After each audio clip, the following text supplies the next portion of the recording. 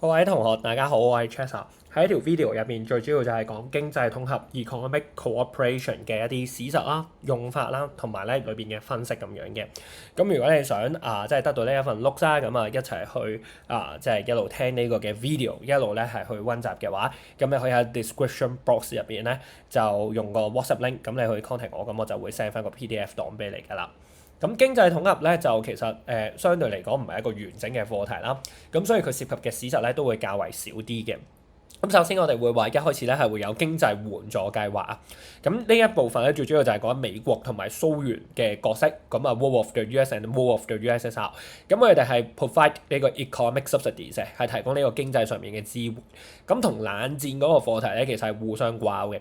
咁就分別會有 Molotov Marshall Plan 馬歇爾計劃同莫洛托夫計劃，咁大家唔會好陌生嘅，咁大致上應該都可以處理得到。例如馬歇爾計劃 Marshall Plan 咧就提供咧130億13個 billion 咧係俾成個歐洲嘅，當時係囊括埋東歐，咁但係當年啦東歐咧係冇接受，因為蘇聯咧就下令咗啲東歐衛星國 Satellite Countries 係禁止接受嘅。咁反而咧就推行咗即係共產嘅一個經濟援助計劃，嗰個就叫 Molotov Plan 莫洛托夫計劃啦。而莫洛托夫計劃咧入邊咧係都有呢個 economic support 經濟上面嘅支援，但係個金額咧就比馬歇爾計劃細好多。咁就例如俾阿爾巴尼亞同埋保加利亞 Albanian 同埋 Bulgarians 就係5至600萬5至6個 millions 咁樣啦。咁所以其實通常如果問得美國同蘇聯角色咧，就會問比較 compare 嘅邊一個角色重要啲咧？咁我哋就可以由個金額嗰個嘅重要性同埋個影響力咧，咁就去比較翻，咁就證明美國咧個角色係會重要啲嘅。好啦，咁另外咧就會去到一個主菜啦，咁我哋就會係講咧經濟合作上面嘅組織嘅。咁呢度就由1948年去到1993年咧，其實有一大堆嘅組織。咁背起上嚟嘅時候咧，就會比較吃力少少。咁唔同同學有唔同方法去背嘅。咁但係呢一個位咧，我就幫大家去叫做歸納咗，佢係最主要做3個嘅功能 functions，咁樣我哋係去記嘅。咁一開始咧，其實啲組織咧係最主要接受一啲嘅 subsidies 援助咁樣嘅啫。咁所以我哋就話 receiving aid， 咁接受援助。咁就分別係1948年嘅歐洲經濟合作組織啦 ，Organisation for European Economic Cooperation。咁就1948年嘅比荷盧聯盟，咁Benelux Union 啦，同埋1949年嘅 Comecon， 咁就經濟互助委員會。咁英文版咧應該係叫做 Comecon 啦 ，COMECON。係啦，就經濟合作組織咧，就係西歐嘅，咁而東歐嘅話咧就經濟互助委員會，咁而比荷盧聯盟咧就係小國嘅，咁點解會比利時、荷蘭、盧森堡要建立個聯盟咧？因為 Marshall Plan 馬歇爾計劃咧130億唔係平均分嘅，一啲重要嘅國家例如英國咧係分到30幾億，法國咧係20幾億啊，西德都有10幾億。咁但係你比利時、荷蘭、盧森堡呢啲細國或者對抗共嘅貢獻重要性咧比較低啲，咁所以咧就唔會分到好多嘅。咁與其等人救就不如自救，咁佢哋就進行咗區內嘅合作。例如最明顯嘅話就係統一咗個關稅個 tariff rate。咁所以其實小國成功嘅經驗 successful experience of small nations 都係促成咗咧喺50年代嘅經濟統合啦。咁而去到52年、58年嘅一啲組織，即係 communities 咁我哋就最主要係講咧一啲資源上面嘅調配、資源上面嘅交流。咁所以我哋會講 exchange resources 嘅。咁例如就 European Coal and Steel Communities 啦、ECSC 啦、歐洲煤礦共同體、EEC 啦、European Economic Communities， 歐洲經濟共同體。中間仲有一個咧就係 European Atomic Energy Communities 就叫 EARC。歐洲原子能共同體，咁分別咧都係就住3樣唔同嘅資源去合作嘅。例如煤礦共同體就係煤同埋鋼嘅一個交流。原子能共同體就係針對呢個 atomic energy 原子能去進行交流。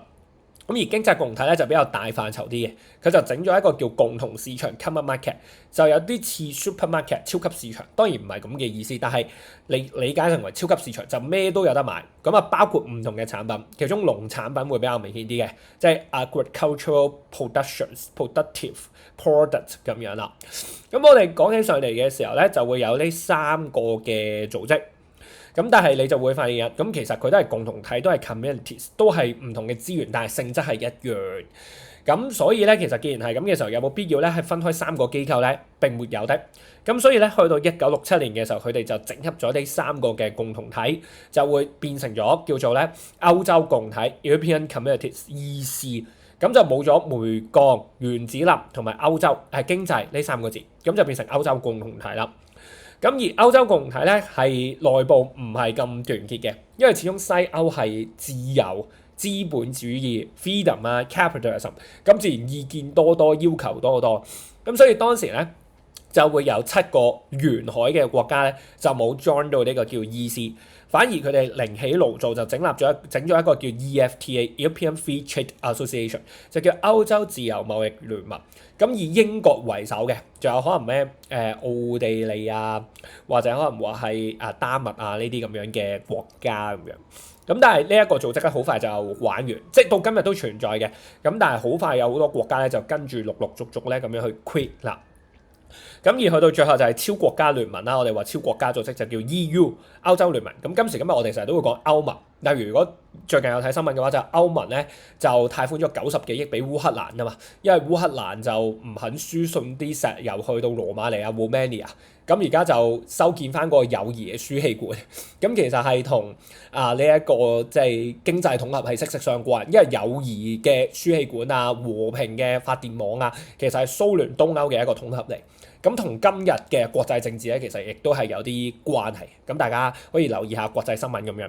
咁啊，俄烏戰爭仍然進行緊，所以我哋就會話有 unified policy 啦。咁啊，統一政策，例如邊境關卡啦，例如貨幣啦，即係 tariff 啊、currencies 啊咁樣如此類推嘅。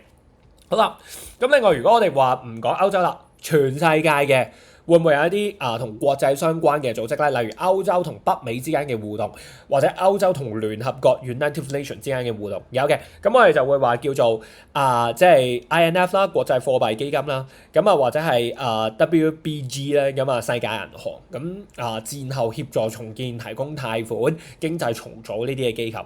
咁就算你唔講 economic cooperation， 即係經濟統合，你講環境統合啊、人口合作啊，其實都可以講到呢兩個組織嘅。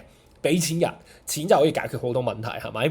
人口問題、糧食問題、醫療問題都係錢解決得到嘅。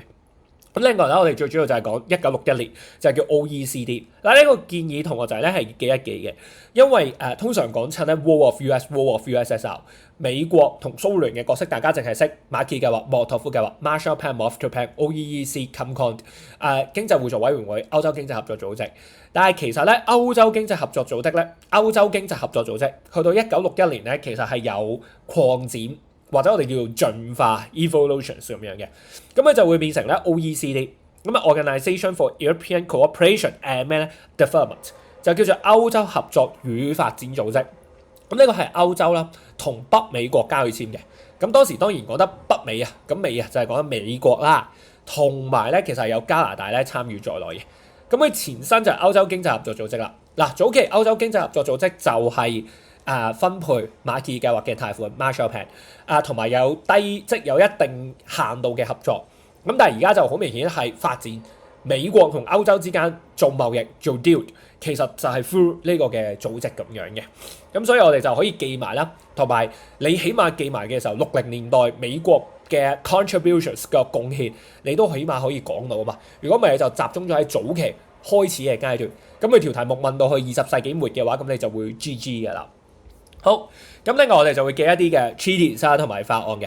咁啊，例如有 General Agreement on Tariff and Trade 啦 （GATT）。咁呢個學日本歷史 Japan History 嘅時候，我哋都會講嘅關稅及貿易總協定，因為防止咧一戰之後會再有貿易保護政策，咁所以就各個國家其實最主要就係資本主義國家簽咗一個關稅貿易協定嘅，咁就擬定咗關稅，確保咧每一個國家進口嘅時候或者入口嘅時候個關稅係統一嘅。咁就而家 WTO 世界貿易組織咧，其實個前身或者個基礎都係呢一個嘅關稅及貿易總協定嘅。咁另外啱啱講啦，就會有 OECD 啊嘛，歐洲經濟合作與發展組織。咁而美國咧同歐洲亦都簽咗一啲嘅條約嘅，例如擴大貿易法 （Trade Expansion Act）。咁就美國同歐洲嗰個嘅貿易稅率咧再降低少少嘅，我冇記錯好似21%定15至21呢一個 range 入邊嘅。咁你唔好寫到太誇張，即係好似 Donald Trump 咁樣100%咁樣200%。咁你講翻話降低關稅20%左右，咁其實咧 market 都會接受左右，因為佢中間有調整過。咁所以其實你唔同年期、唔同年份咧，其實嗰個嘅數字都係啱，睇你用邊一個嘅年份咁樣嘅啫。咁另外就 Shiga Agreement 啊，申根公約因為好重要啦，因為其實每一個國家同國家之間之所以為有國家就係有國界啊嘛。英國同法國，法國同德國，德國同意大利，意大利同奧地利咁樣如此類推。咁而家咧就取消咗邊境關卡管制啦。咁啊 abolish 呢個 border control。咁其實最主要係講咩咧？即係你而家由旺角去銅鑼灣，銅鑼灣去灣仔，灣仔去中環，你係唔需要到帶 passport 噶嘛？你坐巴士就可以經過。咁呢一個嘅概念其實擺喺歐洲國家入邊咧都係適用。你法國去德國，德國去意大利，其實都唔需要帶 passport 嘅。咁啊，你基本上咧就坐架巴士咁你就可以咧暢通無阻。咁所以啊，歐洲就係一個超國家嘅即係組織啦，或者我哋叫歐盟咁樣。咁其實有咩好處咧？就可以加速咗人力資源嘅流動、貨品嘅流動。咁因為你諗下，你出關入關，即係大家嚟緊去，即係新馬去旅行咁樣，去台灣，去即係呢一個日本，咁你都要入關、出關、入境、出境，咁其實都用好多時間。你搭飛機都要早2粒鐘到啦，係咪？咁你搭巴士，你使鬼早2粒鐘到，你早5分鐘到，上車落車咁啊已經搞掂咯。咁所以其實係加速咗呢個經濟嘅流動嘅 ，the flow of 呢個嘅 neighbours 啦、capitals 啦，同埋一啲嘅 products 咁樣嘅。咁啊，單一歐洲法案呢個既有得唔既有得？1987年嘅時候就確立咗要成立歐盟嘅一個條約咁樣啫。咁同埋要用統一貨幣。咁而阿姆斯特丹條約呢個就比較重要少少啦。咁就 Amsterdam Treaties 就係1997年嘅時候通過嘅。咁係釋除緊啲歐洲國家嘅疑慮，佢好擔心咧歐盟會過度擴張，影響到國家嘅傳統 traditions 同埋一啲嘅 agreements 協議。咁所以其實喺阿姆斯特丹條約咧就 set 咗一個叫保留條款嘅。簡單啲嚟講就係而家好興嗰啲即係咩 VPN 定係成日都會睇有個床褥嘅廣告咧，就係話俾你試瞓唔知幾多日，咁你覺得唔舒服嘅，咁你可以 return 嗰個床褥，咁full refund，咁全額退款俾你。咁同樣都係歐盟咧入邊有啲可能影響到主權嘅政策，咁你可以試下玩先嘅。咁但係你覺得唔係喎，損害到國家主權，損害到國家傳統，咁你其實係可以去 quit 嘅，用呢個主權作為理由，咁佢係批准，咁就即係可以保障翻國家嘅一個獨立性啦、自主性啦。因為嗰陣時戴卓爾夫人係好針對呢一點咁樣嘅。好，咁另外我哋就會去到其他嘅例子啦，例如 European Central Bank 啦、ECB 歐洲中央銀行，最主要就係負責咧歐羅嘅 issue 呢個嘅 Euros。咁我哋就會講歐羅就係 unified currency 啦，統一咗個貨幣。因為可能德國咁樣以前用馬克嘅，咁而家可能話法國咁樣用里拉。里拉係意大利，法國係用法郎咁樣。咁你中間要 exchange 啊嘛，咁你就算唔好講話嗰個嘅 commission fee 手續費咁你嗰個 range 其實都會有浮動嘅。當然啦，喺1970幾年嘅時候，其實係有個浮動嘅匯率機制，咁每日波幅唔可以15% 咁樣。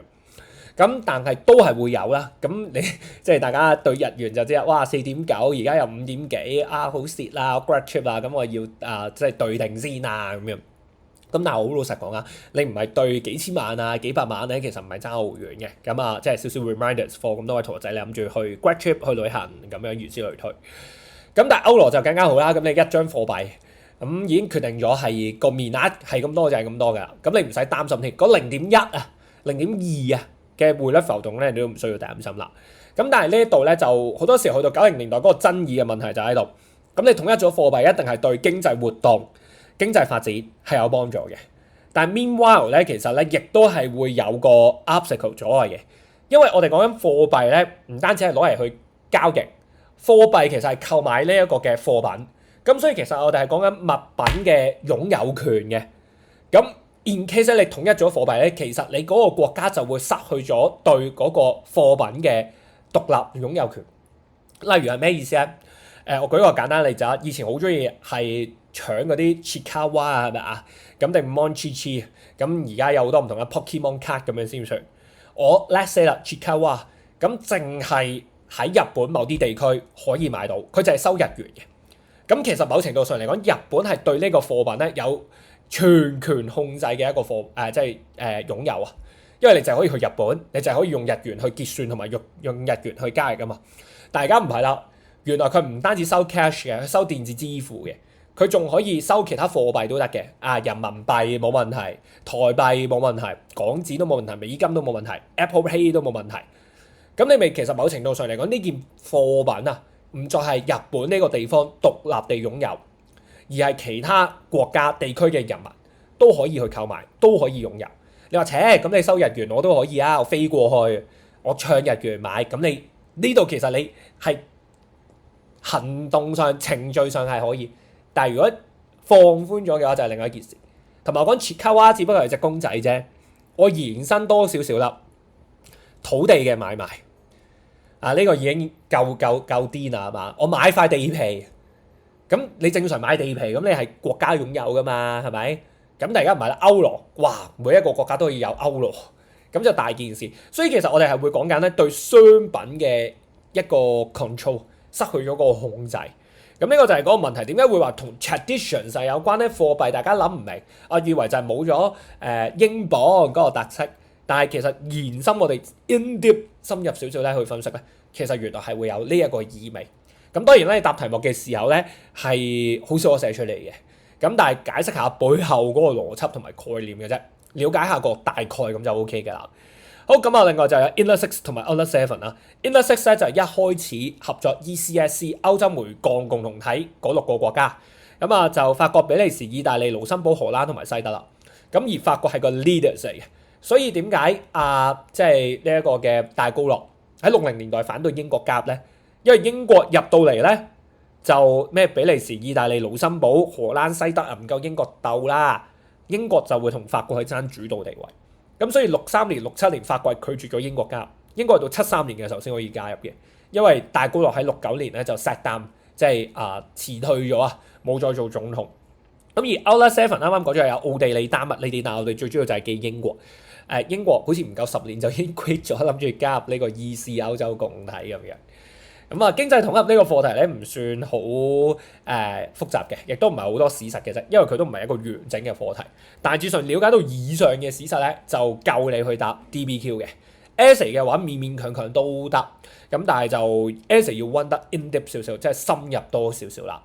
好多學生咧會對於合作呢個課題咧會覺得好陌生、好迷茫，唔知讀緊啲咩，好悶。但係其實同日常生活咧係息息相關啊，亦都係即係大家可能未賺錢啦，但係你翻 part time 啊，之後可能有 investment 啊、投資啊，你就會覺得哇，又學過其實都幾 good 嘅喎。甚至乎去歐洲旅行嘅時候，你知道點解？冇咗邊境關卡管制，原來都係同 economic activities 經濟活動係相關咁樣嘅。咁如果你想攞呢份 notes 嘅話，你可以喺 description box 入邊咧就 click 嗰條 link，咁你 WhatsApp 我，咁我就 send 翻個 PDF 檔俾你咁樣啦。咁我係 Chester 啊，希望你 prep 呢個 test 啊、exam 啊或者 DSE 咧都可以有啲幫助。咁我哋喺下條 video 入邊再見，係咁，拜拜。